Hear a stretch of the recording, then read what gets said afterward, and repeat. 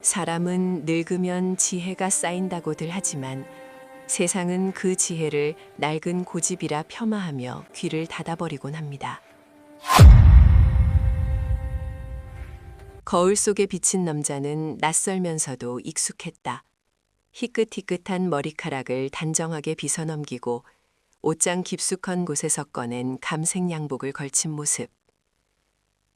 넥타이를 매는 손끝이 미세하게 떨려왔다. 예전에는 눈을 감고도 맬 수 있었던 넥타이였건만 세월은 손가락의 감각마저 무디게 만든 모양이었다. 하지만 김철수의 눈빛만은 달랐다. 65년이라는 시간의 강을 건너온 자만이 가질 수 있는 깊고도 고요한 눈동자가 거울 속에서 그를 응시하고 있었다. 여보, 다녀올게. 아내의 영정사진을 향해 짧게 인사를 건넸다. 현관을 나서는 철수의 구두 굽소리가 유난히 크게 울렸다. 또각, 또각. 그 소리는 마치 멈춰버린 심장을 다시 뛰게 하려는 박동소리 같기도 했고 아직 자신이 살아있음을 세상에 알리는 신호 같기도 했다. 은퇴 후 5년, 그 시간은 철수에게 형발과도 같았다. 평생을 기름밥 먹으며 기계와 씨름했던 엔지니어에게 소파에 앉아 텔레비전 리모컨이나 만지작거리는 삶은 죽음보다 못한 권태였다. 지하철 차창 밖으로 스쳐 지나가는 풍경은 무심하게 흘러갔다. 스마트폰 화면에 코를 박고 있는 젊은이들 틈에서 철수는 꼿꼿이 허리를 펴고 앉아 있었다. 무릎 위에 울려진 낡은 가죽 서류 가방 안에는 그의 인생이 담긴 이력서와 자격증 사본들이 들어 있었다. 대한민국 산업화의 태동기부터 현장을 지켰던 훈장 같은 기록들이었다. 오늘 면접을 보러 가는 곳은 태성정밀. 중소기업이지만 특수 모터 분야에서 꽤나 입지를 다진 회사였다. 공단역에 내리자 익숙한 기름 냄새와 쇠 깎는 소리가 철수의 코끝을 자극했다. 그제야 숨통이 트이는 것 같았다. 향수 냄새보다 기계유 냄새가 더 향기롭게 느껴지는 천상 기술자. 철수는 옷매무새를 다시 한번 가다듬고 회사 정문을 통과했다. 경비실을 지나는 순간 젊은 경비원이 의아한 눈빛으로 그를 훑어보았다. 어르신, 무슨 일로 오셨습니까? 택배는 저쪽인데. 철수는 씁쓸한 미소를 삼키며 정중하게 대답했다. 면접 보러 왔습니다. 기술직 경력 채용건으로요. 경비원의 눈이 휘둥그레졌다. 마치 올 곳이 아닌 곳에 발을 들인 사람을 보는 듯한 그 눈빛. 그것은 오늘 철수가 겪게 될 수모의 서막에 불과했다. 대기실 문을 열고 들어서자 팽팽하게 당겨진 활시위 같은 긴장감이 감돌았다. 대기하고 있던 서너 명의 지원자들은 모두 30, 40대의 젊은이들이었다. 그들은 철수가 들어오자 일제히 고개를 들었다가 이내 흥미를 잃은 듯 다시 자신들의 태블릿 PC나 수첩으로 시선을 돌렸다. 개 중에는 힐끗거리며 비웃음 섞인 표정을 짓는 이도 있었다. 저 나이에 무슨 주책이야 라고 말하는 듯한 무언의 압력이 공기 중에 떠다녔다. 철수는 구석자리에 조용히 앉았다. 옆자리에 앉은 젊은 지원자가 다리를 떨고 있었다. 달달거리는 그 진동이 철수의 어깨까지 전해져 왔다. 철수는 눈을 감고 지난 날을 회상했다. 밤을 새워가며 도면을 그리고 고장난 기계를 고치기 위해 기름통 속에 들어갔던 날들. 기계는 거짓말을 하지 않았다. 정성을 쏟은 만큼, 실력만큼 정직하게 돌아갔다. 사람도 그러할까? 오늘 이 면접이 자신의 진가를 알아봐줄 공정한 자리가 될 수 있을까? 김철수 씨, 들어오세요. 안내 직원의 목소리에 철수는 눈을 번쩍 떴다. 심호흡을 한번 크게 들이마시고 자리에서 일어났다. 뚜벅뚜벅. 면접장으로 향하는 발걸음 하나하나에 무게를 실었다. 문을 열자 긴 테이블 너머로 3명의 면접관이 앉아 있었다. 가운데 앉은 남자가 서류를 뒤적이며 건성으로 고개를 까닥였다. 그가 바로 이번 채용을 담당하는 박 팀장이었다. 박 팀장은 30 초반이나 되었을까? 젤을 발라 빳빳하게 세운 머리에 몸에 딱 붙는 슈트를 입고 있었다. 그의 눈빛에는 오만함이 가득 차 있었다. 철수가 의자에 앉기도 전에 박 팀장은 미간을 찌푸리며 입을 열었다. 아니, 인사팀에서 서류 정리를 어떻게 한 거야? 칠순잔치할 사람을 면접장에 들여보내면 어떡해. 옆에 앉은 다른 면접관들이 난처한 듯 헛기침을 했다.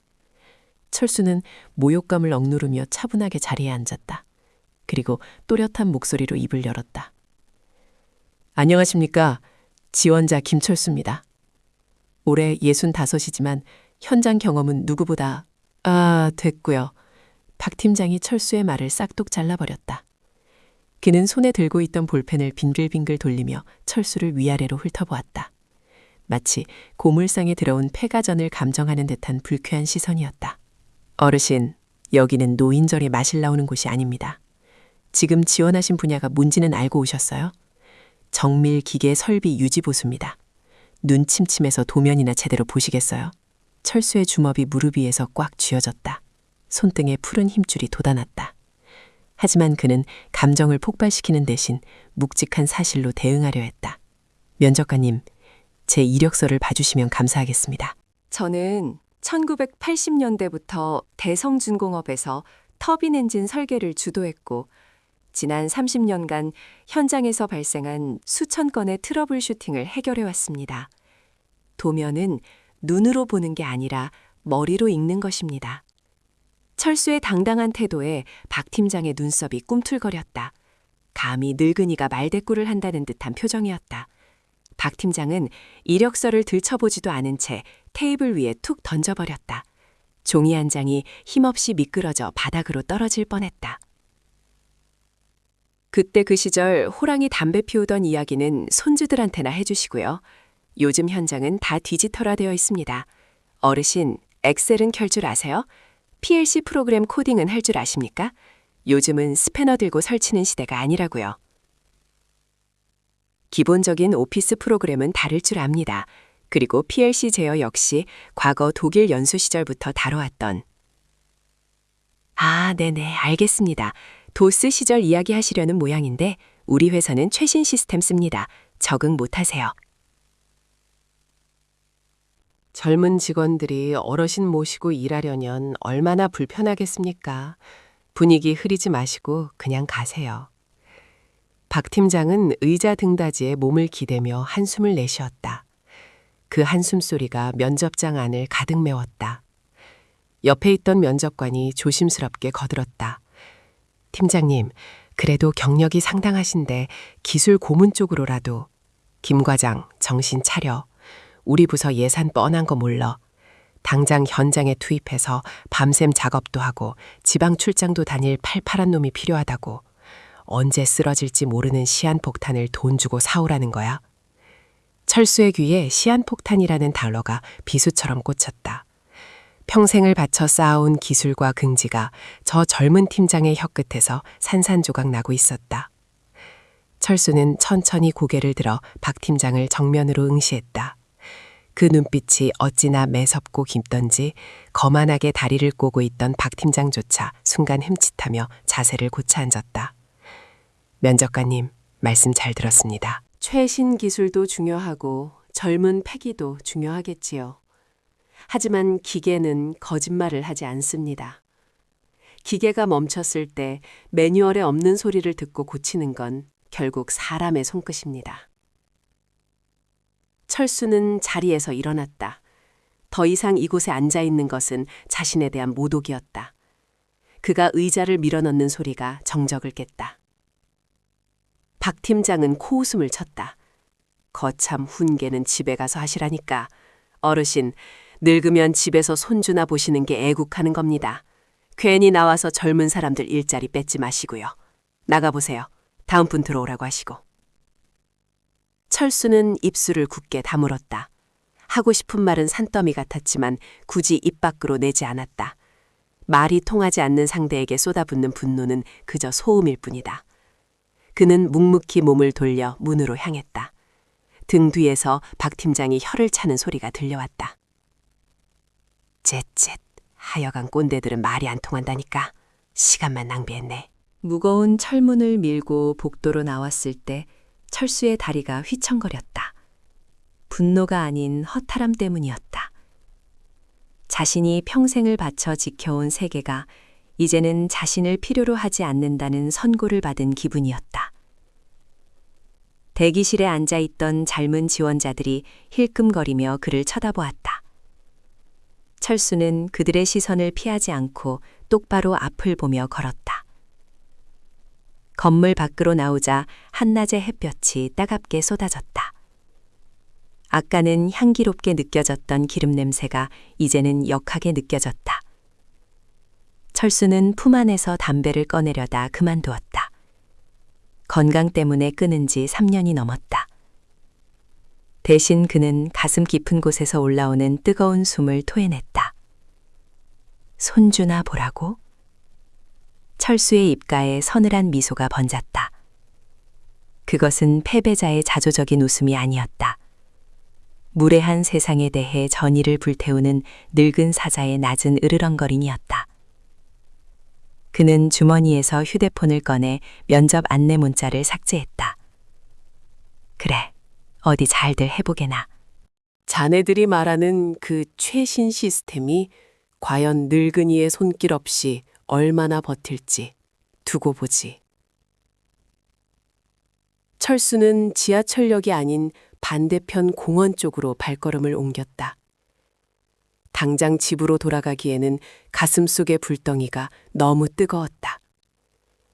저 멀리 태성정밀의 공장 굴뚝에서 연기가 피어오르고 있었다. 그 연기가 마치 곧 닥쳐올 재앙을 예고하는 봉화처럼 보였다. 철수는 직검했다. 머지않아 저 거만한 팀장이 자신의 바짓가랑이를 붙잡고 애원하게 될 날이 올 것임을. 엔지니어의 촉은 한 번도 틀린 적이 없었다. 바람이 불어와 철수의 헐거워진 양복자락을 펄럭였다.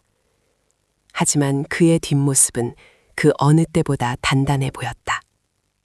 오늘은 비록 쫓겨나듯 물러나지만 이것이 끝이 아님을 그는 알고 있었다.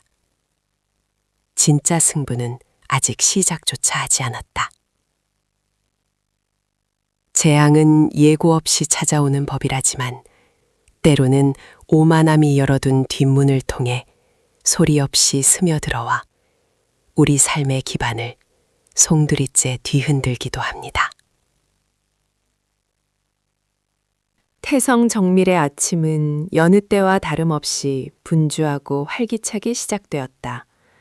공단 특유의 매캐한 쇠냄새와 윤활유 향이 뒤섞인 공기는 차가웠지만 현장의 열기는 이미 뜨겁게 달아올라 있었다.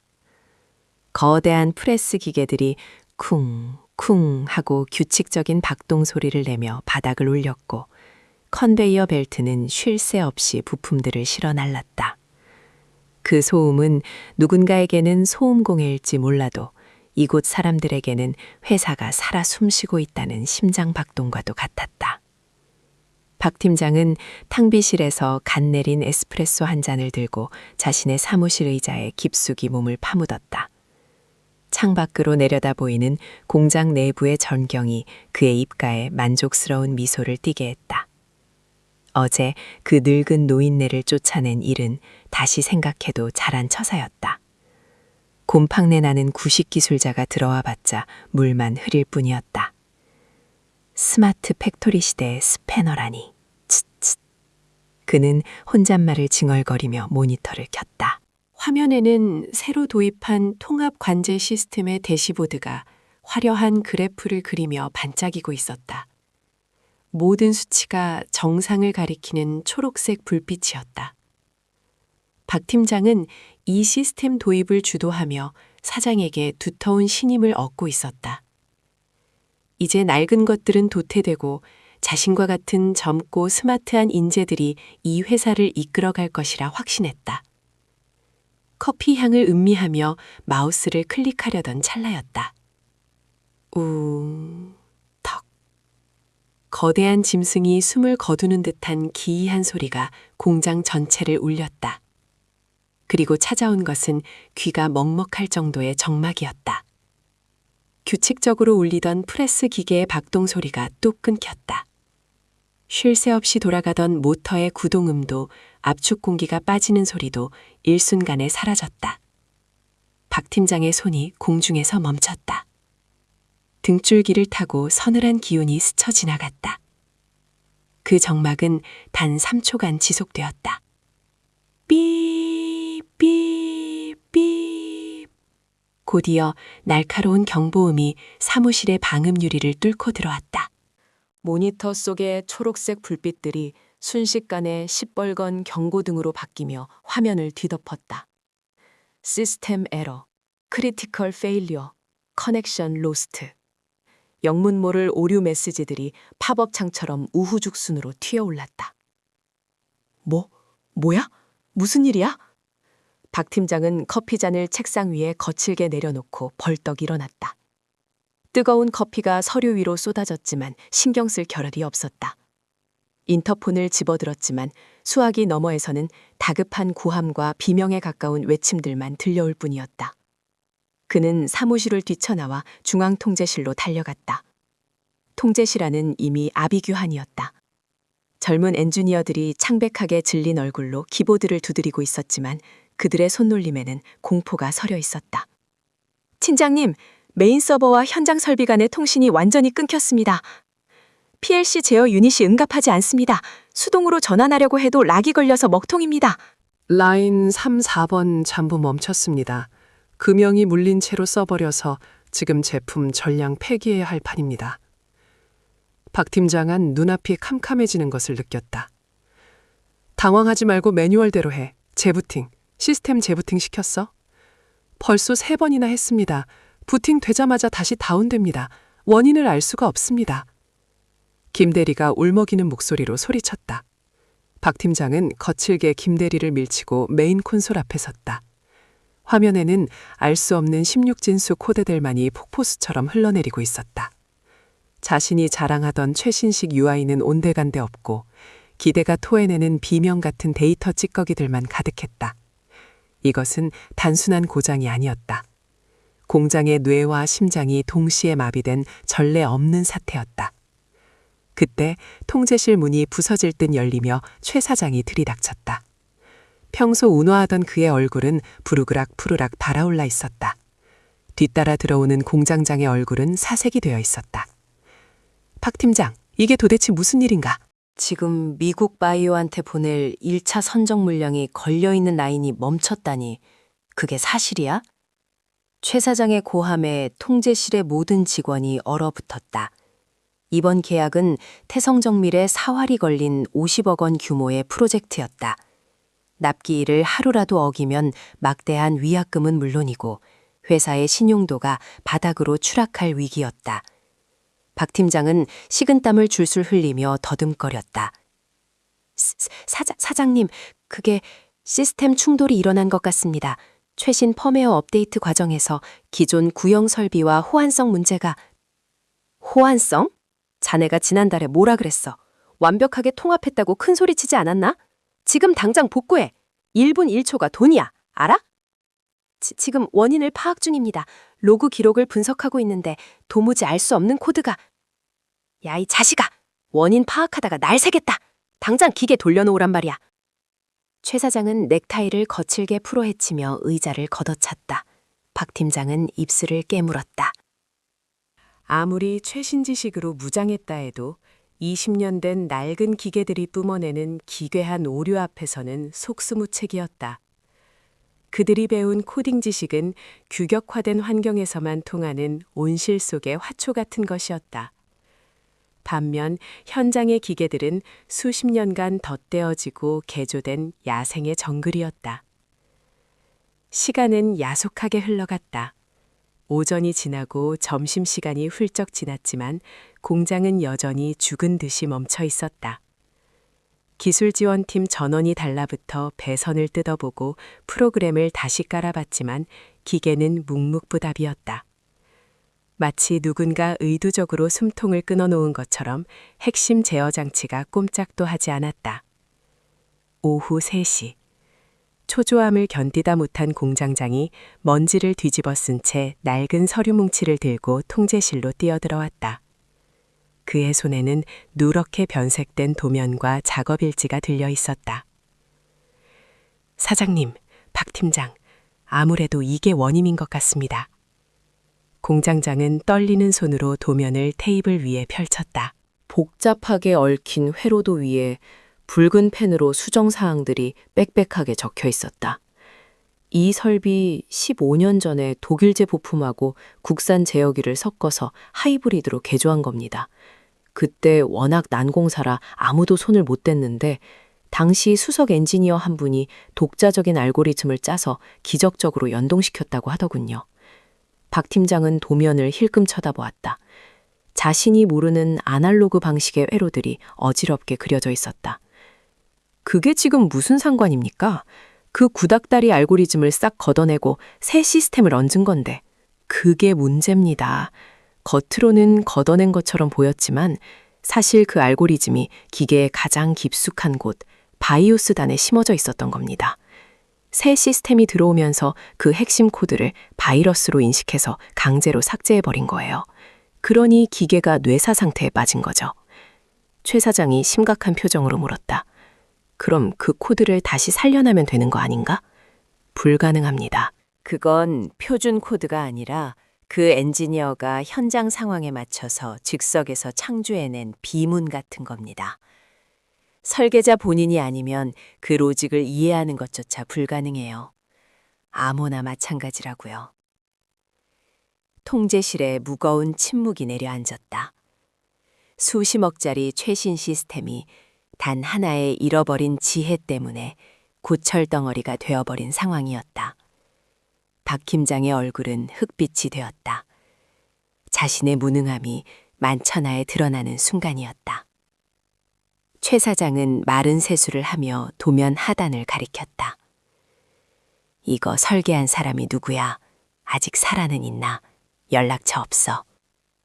공장장이 도면 오른쪽 구석에 적힌 서명란을 손가락으로 가리켰다. 세월의 흔적으로 잉크가 번져 있었지만 이름 3글자는 선명하게 남아 있었다. 설계 및 책임 기술자 김철수. 박 팀장의 동공이 지진이 난 듯 흔들렸다. 김철수. 어디선가 들어본 이름이었다. 아니, 들어본 정도가 아니라 바로 어제 자신의 입으로 씹어 뱉었던 이름이었다. 설마. 박 팀장은 떨리는 손으로 어제 면접받던 지원자들의 이력서 더미를 뒤적였다. 쓰레기통에 처박아 두었던 서류 뭉치 속에서 구겨진 이력서 한 장을 찾아냈다. 사진 속의 노인이 무표정한 얼굴로 그를 응시하고 있었다. 이름란에는 김철수라는 3글자가 정자로 또렷하게 박혀 있었다. 이 사람입니까? 박 팀장이 기어들어가는 목소리로 이력서를 내밀었다. 최 사장이 이력서를 낚아채듯 가져가 훑어보았다. 대성중공업 수석 엔지니어 출신, 80년대 독일 기술 연수, 태성정밀 초기 설비 구축 참여. 최 사장의 눈이 번뜩였다. 맞아, 이 사람이야. 우리 회사 초창기에 기계 들여올 때 밤새워가며 세팅해줬던 그 양반, 전설적인 기술자였지. 아니, 이분이 어제 우리 회사에 면접을 보러 왔었다고? 최 사장의 시선이 박 팀장에게 꽂혔다. 그 눈빛에는 희망과 함께 서슬퍼런 추궁이 담겨 있었다. 박 팀장, 자네 이분 채용했나? 지금 어디 계셔? 당장 모셔와. 박 팀장은 입술이 바짝바짝 말랐다. 목구멍이 턱 막혀 말이 나오지 않았다. 어제 자신이 했던 말들이 환청처럼 귓가를 맴돌았다. 여긴 경로당이 아닙니다. 늙으면 집에서 손주나 보시죠. 엑셀은 켤 줄 아세요? 자신이 쫓아낸 그 꼰대가 지금 회사의 목숨줄을 쥐고 있는 유일한 구세주라는 사실이 믿기지 않았다. 아니, 믿고 싶지 않았다. 그게 박 팀장은 시선을 피하며 우물쭈물했다. 말 똑바로 안 해. 채용했냐고 물었잖아. 최 사장의 고함 소리가 통제실을 쩌렁쩌렁 울렸다. 불합격 시켰습니다. 박 팀장의 대답은 모기 소리보다 작았다. 뭐? 불합격? 이런 인재를? 도대체 왜? 나이가 너무 많으셔서 현장 적응이 힘들 것 같아서. 최 사장은 기가 막힌다는 듯 헛웃음을 터뜨렸다. 그러더니 손에 들고 있던 이력서로 박 팀장의 머리통을 후려쳤다. 야, 이 멍청한 놈아. 나이가 많아서 자른 게 아니라 내 놈 눈이 삐어서 못 알아본 거겠지. 당장 전화해. 지금 당장 전화해서 엎드려 빌어서라도 모셔오란 말이야. 박 팀장은 덜덜 떨리는 손으로 이력서에 적힌 전화번호를 눌렀다. 신호음이 가는 동안 그의 심장은 터질 듯이 뛰었다. 제발 받아만 다오. 받아서 욕이라도 해다오. 하지만 수화기 너머에서는 무심한 연결음만 길게 이어질 뿐이었다. 뚜루루르, 뚜루루르. 그 시각 멈춰버린 공장의 굴뚝 위로는 무심한 구름만 흘러가고 있었다. 수십 명의 젊은 엔지니어들이 발을 동동 구르며 땀을 흘리고 있었지만 정작 기계를 고칠 수 있는 유일한 열쇠를 쥔 노인은 전화를 받지 않았다. 회사의 손실학을 나타내는 전광판의 숫자가 눈덩이처럼 불어나고 있었다. 그것은 오만한 젊음이 치러야 할 혹독한 수업료의 시작에 불과했다. 박 팀장은 전화기를 든 채 바닥에 주저앉고 싶은 심정이었다. 어제 노인이 마지막으로 남기고 간 말이 비수처럼 가슴을 후벼 팠다. 기계가 멈췄을 때 매뉴얼에 없는 소리를 듣고 고치는 건 결국 사람의 손끝입니다. 그 손끝이 지금 절실하게 필요했다. 권력의 저울추가 기울어지는 것은 한순간이며 어제 짓밟았던 잡초가 오늘 나의 목을 죄는 덩굴이 되어 돌아올 때 비로소 우리는 오만의 대가를 깨닫게 됩니다. 통제실의 공기는 납덩이처럼 무거웠다. 수십 개의 모니터가 내뿜는 열기와 사람들의 거친 숨소리가 뒤섞여 숨막히는 긴장감을 조성하고 있었다. 그 한가운데 박 팀장은 마치 단두대 위에 선 죄인처럼 서 있었다. 그의 손에 들린 스마트폰은 불과 몇백 그램에 불과했지만 지금 이 순간만큼은 천근만근의 쇳덩어리처럼 느껴졌다. 등 뒤에서는 최 사장의 서슬퍼런 시선이 화살처럼 꽂히고 있었고 주변 엔지니어들은 숨조차 크게 쉬지 못한 채 그의 입만 바라보고 있었다. 박 팀장은 마른 침을 삼켰다. 목구멍이 까칠하게 말라붙어 침을 삼키는 것조차 고통스러웠다. 손가락이 미세하게 떨려 터치스크린의 버튼을 제대로 누르기조차 힘들었다. 그는 심호흡을 한번 크게 들이마시고 떨리는 손으로 통화 버튼을 눌렀다. 뚜르르르, 뚜르르르. 연결음이 울리는 그 짧은 시간이 영겁처럼 느껴졌다. 박 팀장의 머릿속에는 5만 가지 생각이 교차했다. 받지 않으면 어떡하지? 받아서 욕이라도 퍼고으면 차라리 낫겠다. 하지만 무엇보다 두려운 것은 어제 자신이 뱉어냈던 그 독설들이 부메랑이 되어 돌아오는 상황이었다. 여보세요? 5번의 신호음 끝에 들려온 목소리는 너무나도 차분하고 건조했다. 그 평온함이 오히려 박 팀장의 애간장을 태웠다. 그는 억지로 입꼬리를 놀리며 평소에는 절대 쓰지 않던 비굴할 정도로 공손한 톤을 쥐어짜냈다. 예, 안녕하십니까, 어르신. 아니, 김철수 선생님 되십니까? 저 어제 태성정밀 면접을 진행했던 박 팀장입니다. 기억하시는지요? 수화기 너머에서는 잠시 침묵이 흘렀다. 그 침묵의 무게가 박 팀장의 심장을 짓눌렀다. 기업하다 마다 노인네라고 핀잔 주던 그 젊은 양반 아닙니다. 무슨 일인가? 내 보청기라도 두고 왔나? 비꼬는 듯한 말투였지만 그 속에는 뼈가 있었다. 박 팀장은 식은땀이 등줄기를 파고 흐르는 것을 느꼈다. 아이고, 선생님도 참 농담도 잘하십니다. 다름이 아니라 저희가 내부적으로 회의를 다시 해봤는데요. 선생님의 그 훌륭하신 경력과 노하우가 저희 회사에 꼭 필요하다는 결론을 내렸습니다. 그래서 말인데 혹시 지금 회사로 잠깐 와주실 수 있으신지요? 급하게 상의드릴 기술적인 문제도 있고 해서. 박 팀장은 최대한 정중하게 그리고 다급함을 숨기려 애쓰며 말했다. 하지만 그의 목소리는 미세하게 떨리고 있었다. 거참 이상한 일이네. 어제는 엑셀도 못 켜는 늙은이라며 문전박대하더니 하루아침에 내가 필요해졌나? 나는 늙어서 기억력이 안 좋은데 자네는 젊은 사람이 왜 그렇게 말을 바꾸나? 철수의 목소리는 여전히 담담했다.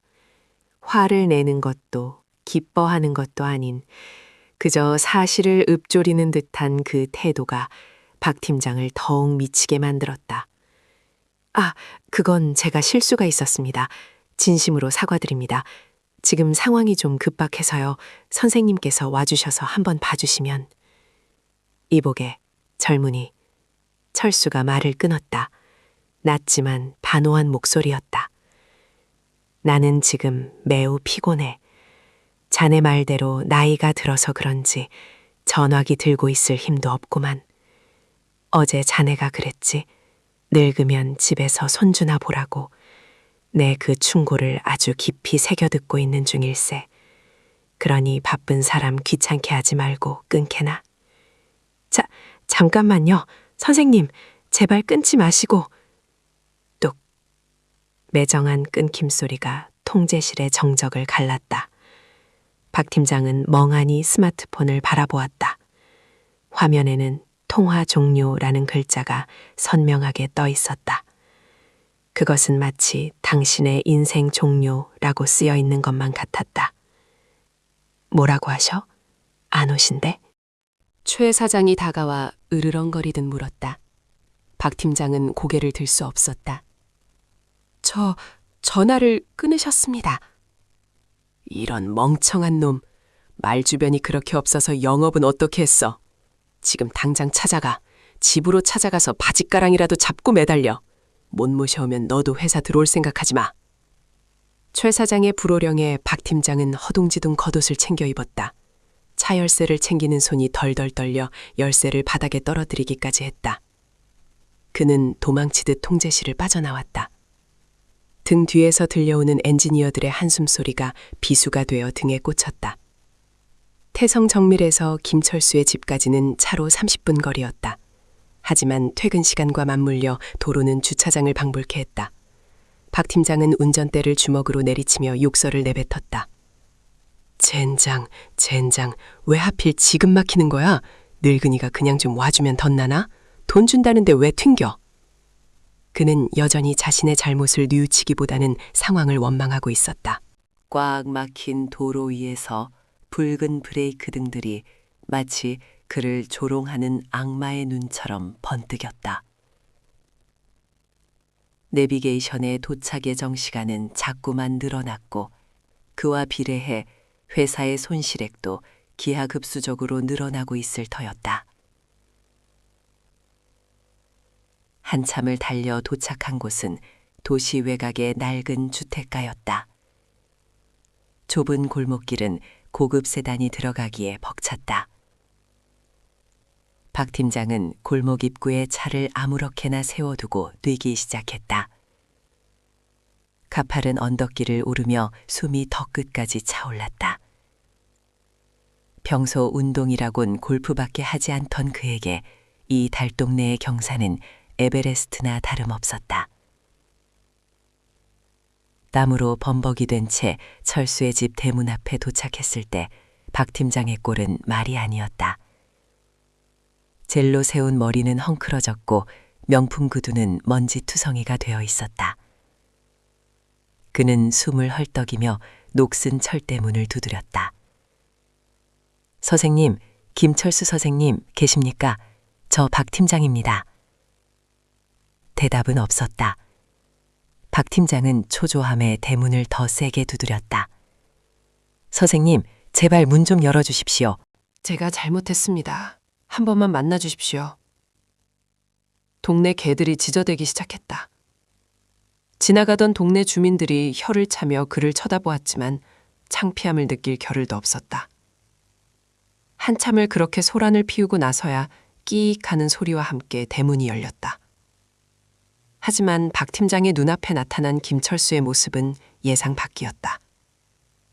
편한 실내복 차림일 거라 생각했던 철수는 웬 빙산복 차림이었다. 챙이 넓은 모자를 쓰고 등에는 큼지막한 배낭을 메고 손에는 등산 스틱까지 쥐고 있었다. 그의 얼굴은 어제보다 훨씬 생기 있어 보였고 눈빛은 맑게 빛나고 있었다. 철수는 대문 앞에 땀투성이가 되어 서 있는 박 팀장을 무심하게 내려다보았다. 마치 길가에 굴러다니는 돌멩이를 보는 듯한 시선이었다. 시끄러워서 원, 동네 사람들 다 깨우겠네. 무슨 일인가 여기까지 찾아오고. 박 팀장은 철수의 모습을 보자마자 다리에 힘이 풀려 주저앉을 뻔했다. 그는 헐떡이는 숨을 고르며 허리를 90도로 굽혔다. 선생님. 정말 죄송합니다. 어제 제가 결례를 범했습니다. 지금 공장이 멈췄습니다. 선생님이 설계하신 그 시스템이 오류가 나서 아무것도 작동하지 않습니다. 제발 도와주십시오. 박 팀장의 애원에도 철수의 표정은 변화가 없었다. 그는 천천히 등산화 끈을 조여매며 무심하게 대꾸했다.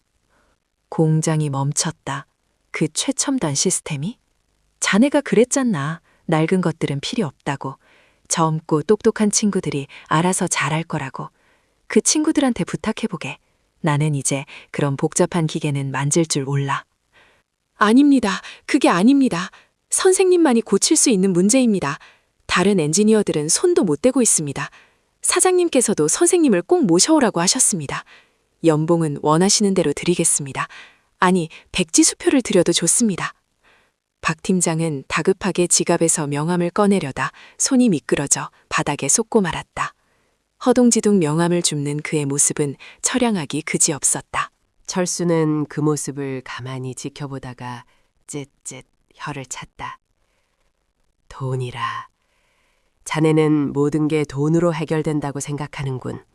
하지만 어쩌나 나는 오늘 선약이 있어서 말이야. 선약이라니요? 지금 이보다 더 급한 일이 어디 있습니까? 철수는 지팡이로 툭툭 치며 먼 산을 바라보았다. 산이 나를 부르거든.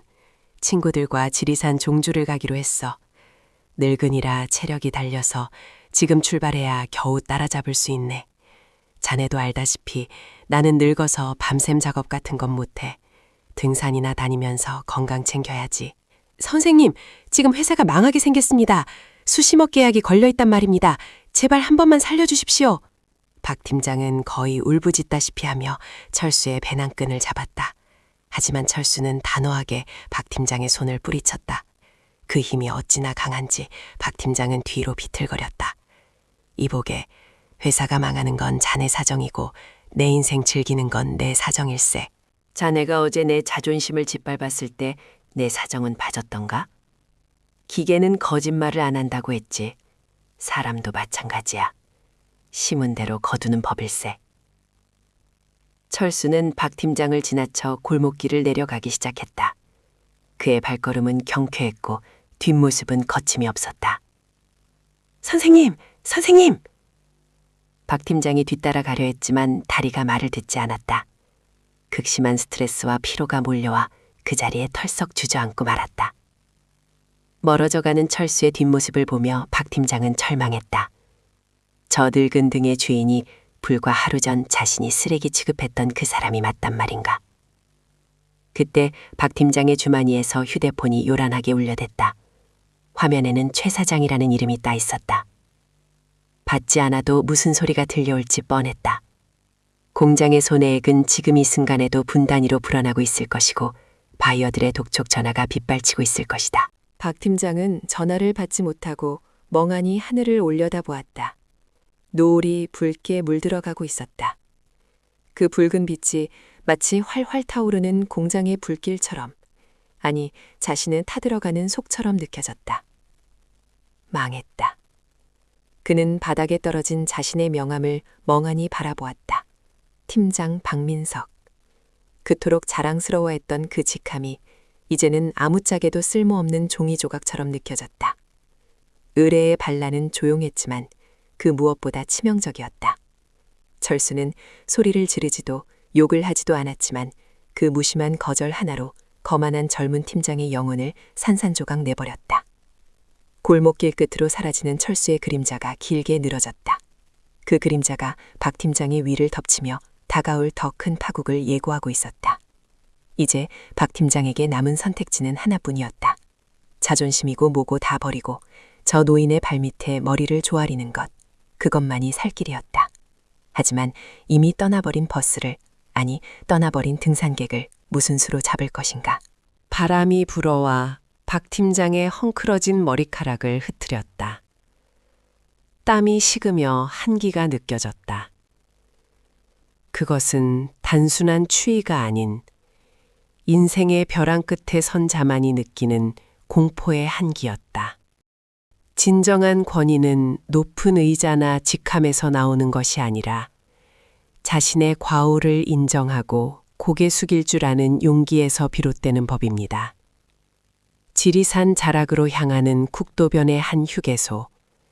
해는 이미 서산마루에 걸려 붉은 토열을 쏟아내듯 하늘을 물들이고 있었다. 김철수는 야외 벤치에 앉아 자판기 커피 한 잔을 손에 쥐고 있었다.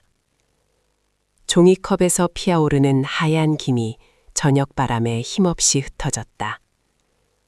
그는 등산을 가겠다고 큰 소리치고 나왔지만 사실 멀리 갈 생각은 없었다. 그저 꽉 막힌 도시의 공기와 사람들의 무례함으로부터 잠시 도망치고 싶었을 뿐이다. 등산화 끈을 만지작거리는 그의 눈가에는 아직 지워지지 않은 씁쓸함이 주름 사이에 고여 있었다.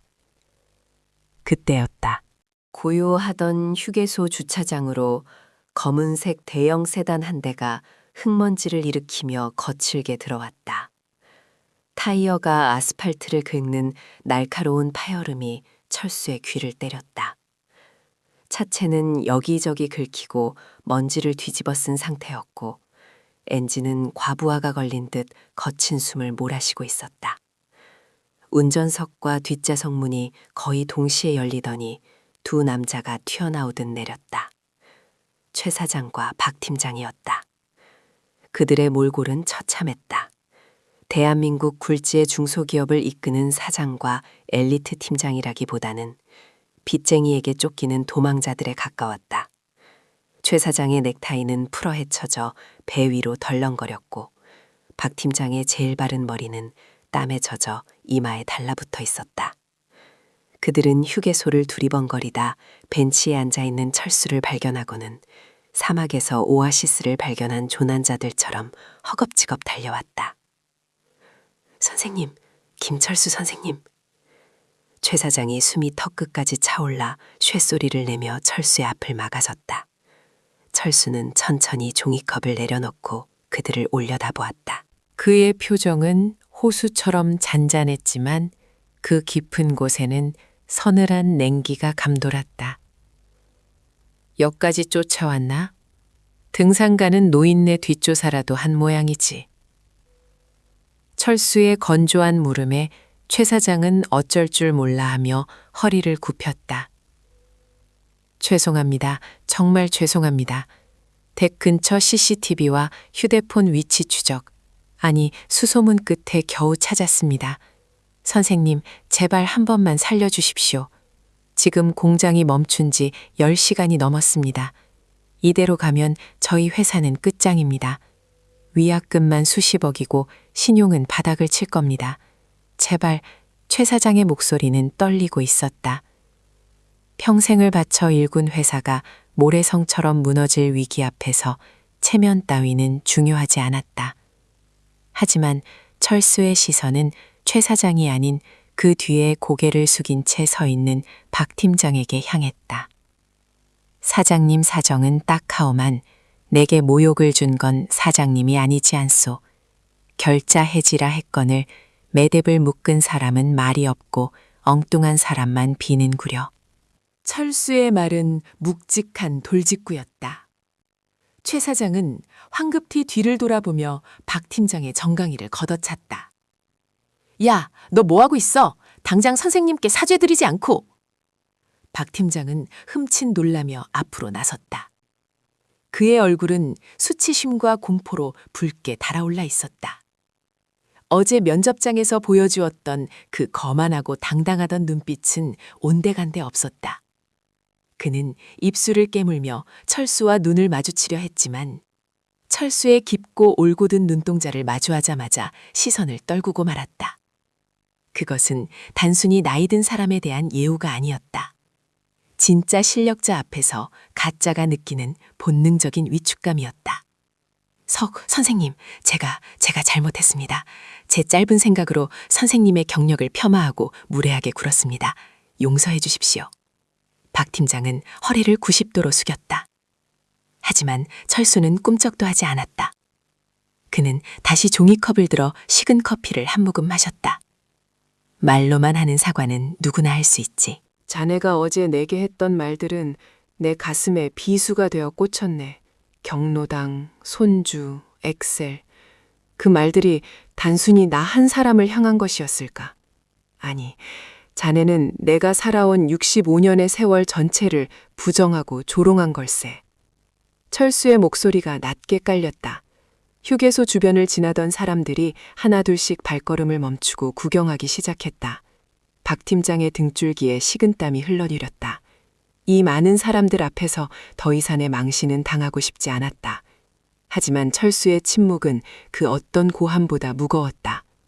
최 사장이 옆에서 안절부절 못하며 박 팀장의 옷소매를 잡아 끌었다. 이놈아 뭐해? 무릎이라도 꿇어? 회사가 망하게 생겼는데 자존심이 밥 먹여주냐? 무릎, 그 단어가 박 팀장의 뇌리를 강타했다. 엘리트 코스를 밟아오며 단 한 번도 남에게 굽혀본 적 없는 그였다. 하지만 지금 그에게 선택권은 없었다. 회사가 망하면 자신도 끝이었다. 업계에 소문이 나면 재취업은커녕 이 바닥을 떠나야 할지도 몰랐다. 박 팀장은 떨리는 다리를 굽혔다. 양복 바지가 거친 보도블럭 위에 닿았다.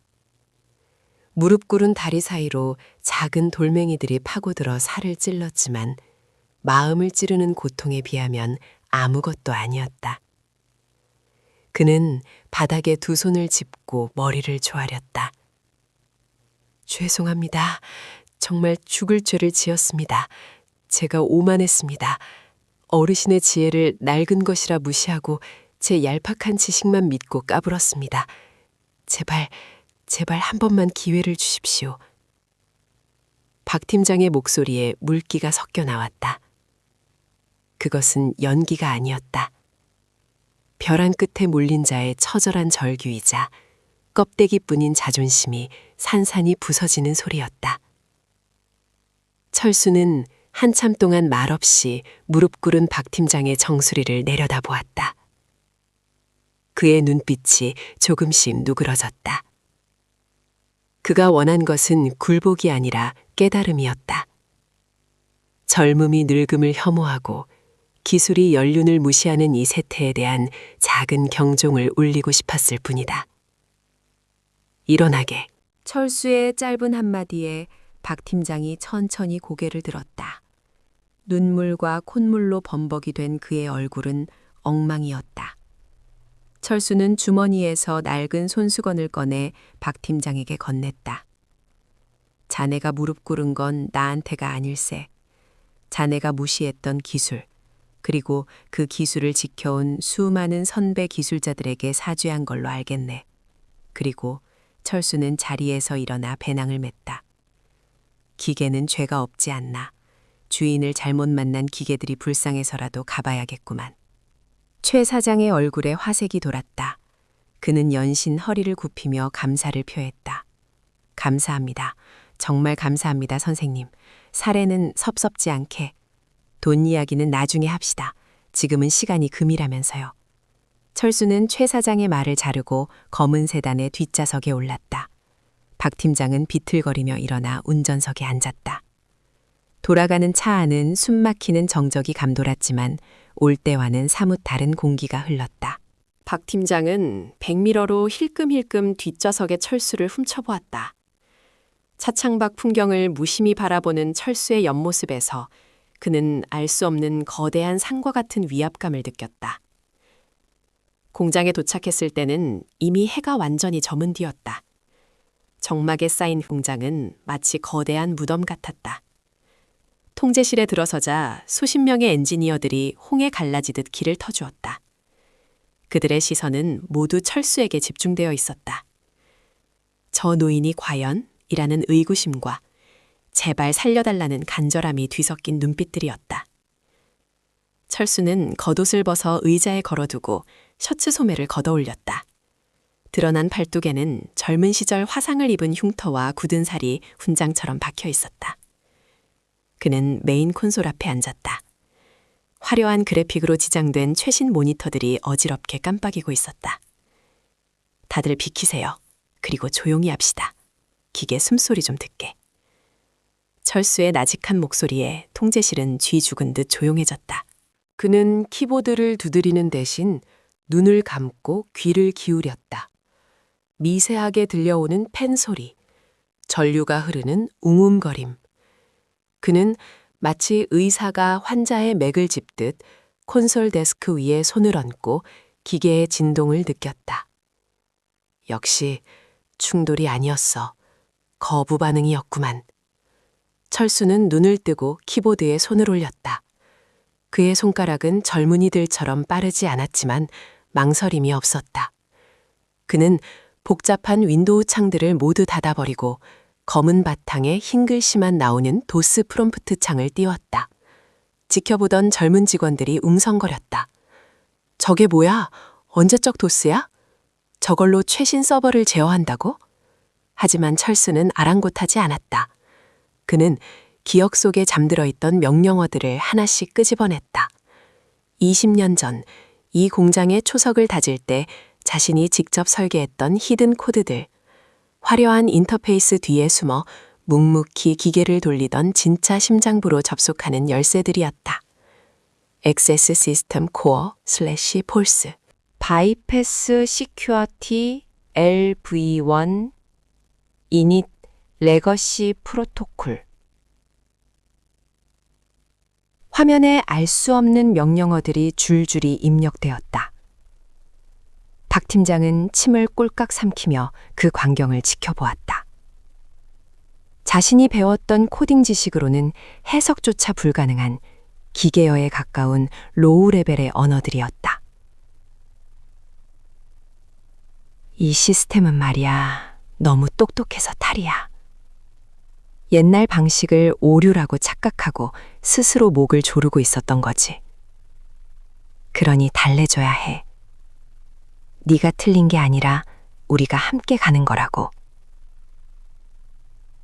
철수는 혼잣말처럼 중얼거리며 마지막 명령어를 입력했다. 머지 프로세스 올드 / 뉴 / 싱크. 그리고 엔터키를 눌렀다. 탁 하는 경쾌한 탁원음이 통제실의 정적을 깼다. 순간 화면의 붉은 경고등이 멈췄다. 그리고 1초, 2초, 3초. 영겁 같은 시간이 흐른 뒤 모니터 중앙에 초록색 글씨가 떠올랐다. 시스템 노멀. 리스타팅 프로세스. 발밑에서부터 묵직한 진동이 올라왔다. 멈춰섰던 심장이 다시 뛰는 소리였다. 창밖 너머 공장 라인에 하나둘씩 불이 켜지기 시작했다. 컨베이어 벨트가 돌아가는 소리, 유압 프레스가 작동하는 소리가 웅장한 교향곡처럼 울려 퍼졌다. 됐다. 돌아간다. 기계가 돌아간다. 누군가의 외침을 시작으로 통제실은 환호성으로 뒤덮였다. 직원들은 서로 얼싸안고 방방 뛰었다. 최 사장은 감격에 겨워 철수의 손을 덥석 잡고 흔들었다. 선생님, 정말 감사합니다. 역시 명불허전이십니다. 이 은혜를 어떻게 갚아야 할지. 하지만 철수는 덤덤한 표정으로 자리에서 일어났다. 그는 옷걸이에 걸어둔 재킷을 털어입으며 구석에 멍하니 서 있는 박 팀장을 바라보았다. 박 팀장은 넋이 나간 표정으로 모니터와 철수를 번갈아 보고 있었다. 자신이 며칠 밤을 새워도 찾지 못한 해답을 이 노인은 단 10분 만에 그것도 낡은 명령어 몇 줄로 해결해버렸다. 그것은 기술의 차이가 아니었다. 기계를 대하는 태도, 그리고 세월이 만들어낸 직관의 차이였다. 철수는 박 팀장에게 다가가 어깨를 툭 쳤다. 봤나? 최신 기술이 훌륭한 건 사실이지만 그 기반이 되는 낡은 기술을 무시하면 사상 노각이 되는 법이야. 엑셀은 자네가 나보다 잘하겠지만 기계의 마음을 읽는 건 아직 자네가 멀었네. 박 팀장은 아무 말도 할 수 없었다. 그저 고개를 깊이 숙일 뿐이었다. 그의 오만함은 완벽하게 무릎 꿇었고 그 자리에는 뼈저린 반성과 존경심만이 남았다. 철수는 통제실을 나서며 시계를 보았다. 아직 막차는 있겠구먼. 내일 다시 옴새. 아직 손볼 곳이 남았어. 그의 뒷모습은 들어올 때보다 훨씬 거대해 보였다. 환호하는 젊은 직원들 사이로 유유히 사라지는 백발의 엔지니어. 그날 밤 태성정밀의 공장은 그 어느 때보다 힘차게 돌아갔다. 마치 노장의 귀환을 축하하라도 하듯이. 인생의 황혼기라 불리는 시기에도 준비된 자에게는 언제나 새로운 여명이 밝아옵니다. 해가 지는 것은 끝이 아니라 내일 다시 떠오르기 위한 장엄한 약속이기 때문입니다.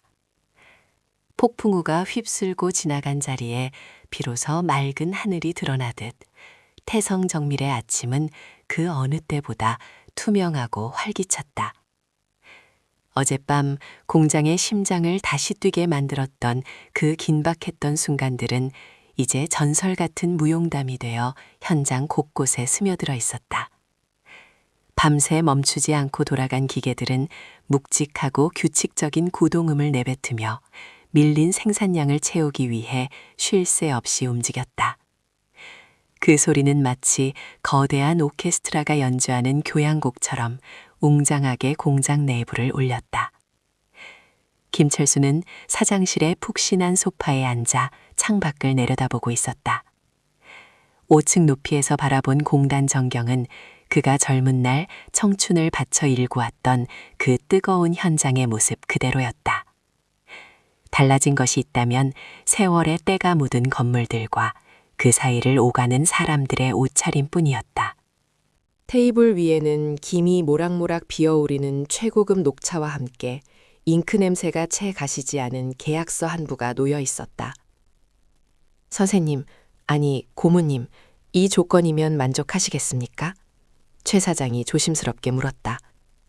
그의 태도는 면접관으로서 지원자를 대하는 것이 아니라 스승을 모시는 제자의 그것처럼 정중하기 그지없었다. 계약서에 적힌 숫자는 철수가 현역 시절 받았던 연봉을 훌쩍 뛰어넘는 파격적인 금액이었다. 게다가 출퇴근 시간 자유, 전용 차량 지원, 기술 자문 전권 위임이라는 중소기업에서는 상상하기 힘든 특급 대우 조항들이 빼곡했다. 철수는 찻잔을 들어 입가에 가져갔다.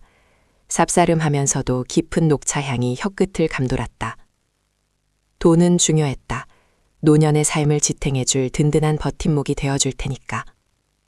하지만 철수의 마음을 움직인 것은 계약서의 숫자가 아니었다. 그것은 자신의 기술이 그리고 자신이 살아온 시간이 헛되지 않았음을 증명받았다는 인정의 가치였다. 과분한 대우입니다, 사장님. 하지만 저는 돈보다는 일할 자리가 필요해서 온 사람입니다. 이 정도면 차고 넘칩니다. 다만 한 가지 조건이 더 있습니다. 말씀만 하십시오.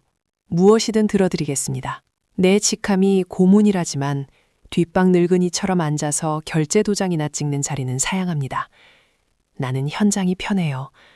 기름 냄새 맡으며 젊은 친구들에게 노하우를 전수해주고 싶습니다.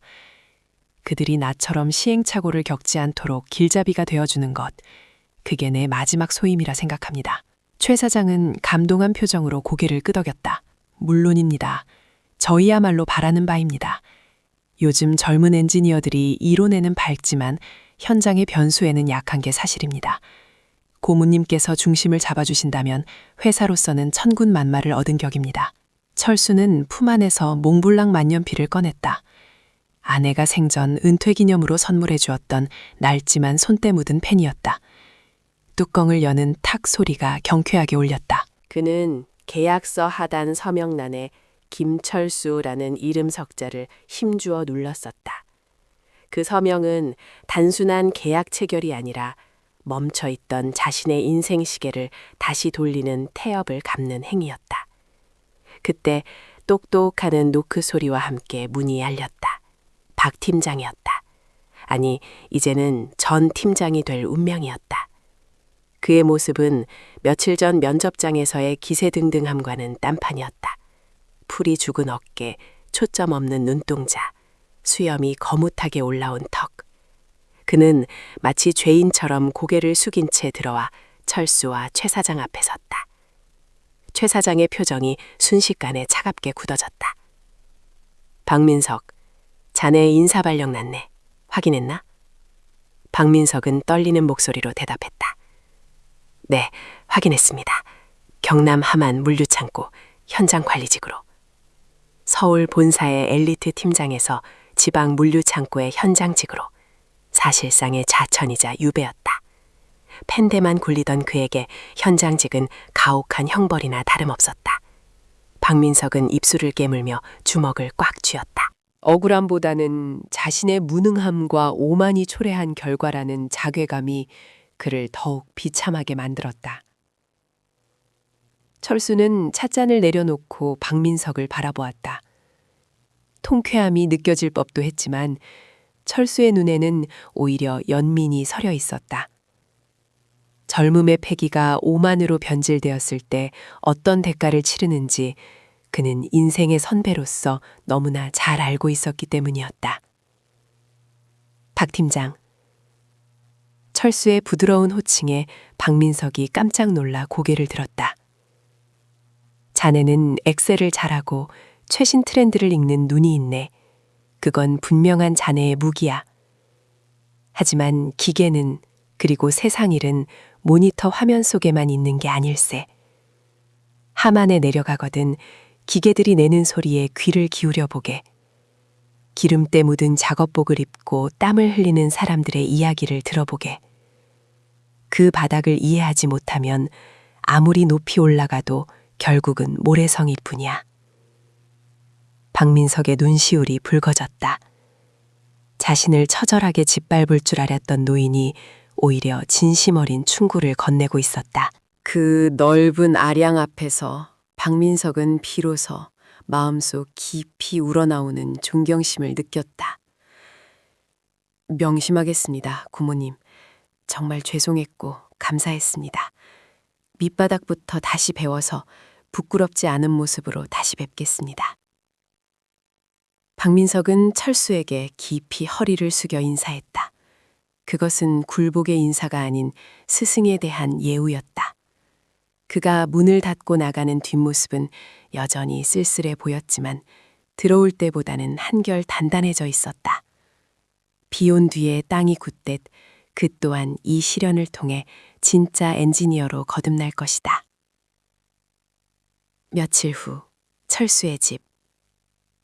이른 새벽부터 철수는 분주했다. 다림질을 마친 빳빳한 와이셔츠에 팔을 끼워 넣었다. 단추를 하나하나 채우는 손길에 설렘이 묻어났다.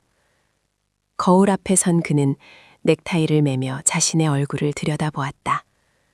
주름진 눈가, 희끗한 머리칼은 여전했지만 눈빛만은 20대 청년처럼 생생하게 살아 빛나고 있었다.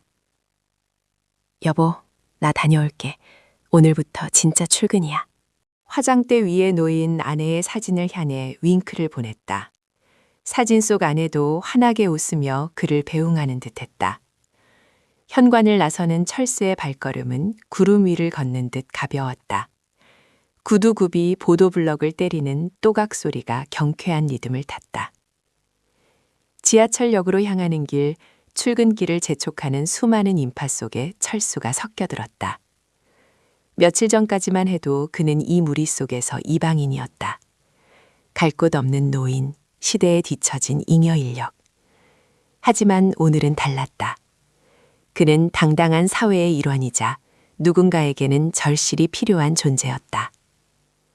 스마트폰을 보는 젊은이들, 피곤에 찌든 중년들 사이에서 철수는 허리를 꼿꼿이 펴고 섰다. 차창 밖으로 스쳐 지나가는 도시의 풍경이 새롭게 보였다. 저 빌딩들, 저 다리들, 저 도로들. 그 모든 것 속에 자신과 같은 기술자들의 땀과 눈물이 배어 있음을 그는 알았다. 세상이 아무리 디지털로 변해도 그 근간을 지탱하는 것은 결국 사람의 손끝에서 나오는 아날로그의 힘이었다. 태성, 정밀, 정문 앞. 경비실의 젊은 경비원이 멀리서 걸어오는 철수를 발견하고는 화들짝 놀라 밖으로 뛰어나왔다. 며칠 전 면접 보러 온 그를 의심스러운 눈초리로 쳐다봤던 그 청년이었다. 오셨습니까, 고문님? 안녕하십니까? 경비원은 모자를 고쳤으며 거수경례를 붙였다. 철수는 빙그레 웃으며 가볍게 손을 들어 답례했다. 그래, 수고가 많네. 아침 공기가 상쾌하지? 네, 그렇습니다. 어서 오십시오. 자동문이 부드럽게 열렸다. 공장 마당에는 아침 조회를 마친 직원들이 삼삼오오 흩어지고 있었다. 그들 중 누군가가 철수를 발견하고 고문님 오신다 라고 외쳤다. 그러자 수많은 젊은 직원들이 가던 길을 멈추고 철수를 향해 고개를 숙였다. 그들의 눈빛에는 호기심과 존경, 그리고 기대감이 가득 차 있었다. 철수는 그들의 인사를 받으며 본관 건물을 향해 걸어갔다. 65세. 누군가는 은퇴를 하고 인생을 정리해야 할 나이라 했다. 누군가는 뒷방으로 물러나야 할 꼰대라 했다. 하지만 김철수는 지금 이 순간 생애의 가장 뜨거운 전성기를 맞이하고 있었다. 그는 건물 입구의 유리문에 비친 자신의 모습을 보며 옴매무새를 가다듬었다. 낡은 기술이라 비웃음 당했던 그의 손이 이제는 회사의 미래를 쥐고 있었다. 그는 가슴을 활짝 펴고 깊은 숨을 들이마셨다. 탈부 깊숙이 들어오는 공기에서 희망의 냄새가 났다. 철수의 입가에 여유로운 미소가 번졌다. 그는 마음속으로 조용히 내까렸다. 아직 일하기 딱 좋은 나이네. 그의 힘찬 발걸음이 회사의 로비로 이어졌다. 그 뒷모습은 지는 해가 아니라 내일의 태양을 예비하는 찬란한 노을처럼 붉고 강렬하게 빛나고 있었다. 진짜 승부는, 그리고 진짜 인생은 언제나 지금부터였다. 끝까지 함께 해주셔서 감사합니다. 구독과 좋아요 해주시면 더 좋은 사연으로 만나보실 수 있습니다.